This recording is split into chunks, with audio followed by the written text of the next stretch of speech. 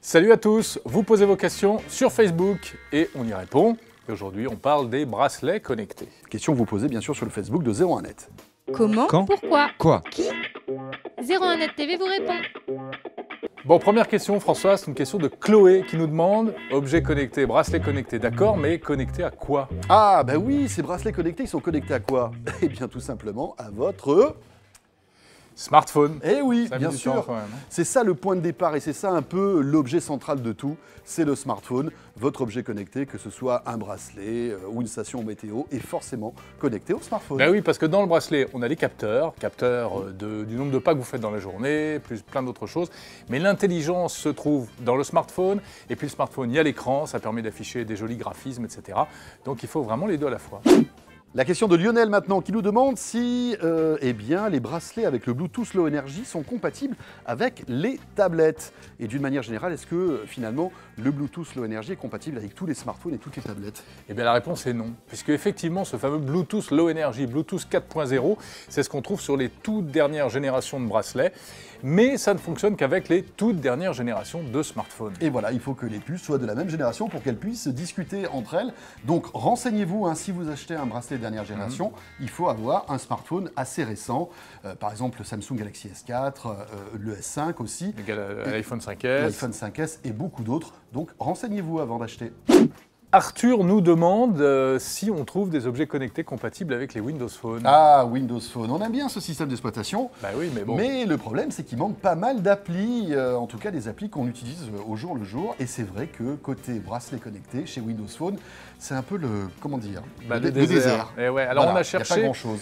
on a trouvé que le bracelet Fitbit qui propose un web access mobile pour consulter les infos, mais on ne peut pas interagir, c'est vraiment très limité. Donc c'est vraiment limité. Gros retard. Oui, alors, ça c'est à l'instant où on tourne cette vidéo, mais on peut imaginer que tout comme Android et Apple, Windows va réagir et proposera peut-être un SDK, ce qu'on appelle aussi un kit de développement, pour pouvoir connecter directement dans le logiciel de Windows Phone, eh bien n'importe quel objet connecté, mais pour l'instant, on n'en a pas entendu parler. Et puis il faudrait que Nokia, qui travaille maintenant main dans la main avec Microsoft, se mette à sortir des bracelets connectés. La question de Waïd maintenant, les bracelets connectés sont-ils vraiment efficaces au niveau de la santé et l'aspect sportif? Est-ce que finalement c'est pas aujourd'hui un objet de mode simplement? Mais c'est la vraie question, hein, et la question que nous posons à notre spécialiste ici à 01net, David Noguera. Qui les a tous testés les bracelets connectés? Eh bien oui, en effet, il y a toujours un effet de mode derrière les nouveaux produits, surtout lorsqu'ils sont un peu dédiés aux geeks, mais j'en ai quand même testé une dizaine. Il y a de bons modèles qui sont en train de se démarquer, notamment le Jawbone Up 24. C'est un produit qui présente la particularité d'offrir une superbe application et surtout, on peut le calibrer, ce qui fait qu'on finit par avoir des résultats tout à fait convaincants. Si je dis convaincant, c'est parce qu'il existe tout de même une marge d'erreur. Sur ce modèle, elle est de 5 à 10% en plus du nombre de pas calculés. Là où il ne faudra absolument pas se fier à ces bracelets, c'est sur les calories brûlées. C'est vraiment, on va le dire, c'est juste n'importe quoi, c'est surévalué. Question maintenant de Gilles et de Julien qu'on a reçu sur la page Facebook de 01net. Question pertinente parce que c'est vrai qu'aujourd'hui, pourquoi acheter un bracelet connecté alors que sur un smartphone, il suffit parfois de télécharger une appli et on a la fonction d'un bracelet connecté? C'est vrai, ben là encore, la réponse de David Noguera. Effectivement, messieurs, vous avez tout à fait raison. Il existe un tas d'applications disponibles sur smartphone qui font à peu près la même chose que les bracelets connectés. On peut citer Runtastic, l'application de Nike ou encore Moves. Mais il y a une vraie différence, c'est sur le form factor des appareils, effectivement. Il est beaucoup plus contraignant de courir avec un smartphone dans la poche ou alors même avec un système de brassard. Le bracelet reste beaucoup plus discret et puis surtout, les algorithmes qui sont présents dans les bracelets sont aussi bien mieux pensés.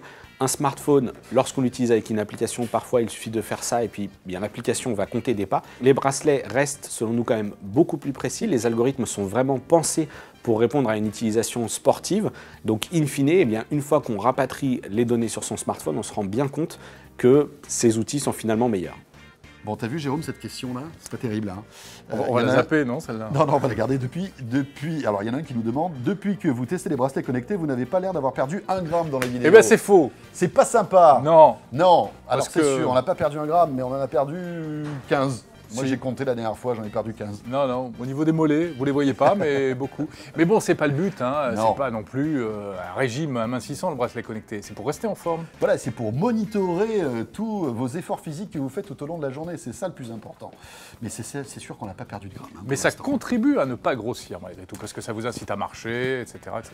01net TV vous répond, nouveau rendez-vous. On se retrouvera dorénavant régulièrement. Et merci de poser vos questions sur le Facebook de 01net. Voilà, allez, très vite, on parlera d'un autre sujet ou du même, et on attend vos nombreuses questions. Salut à tous.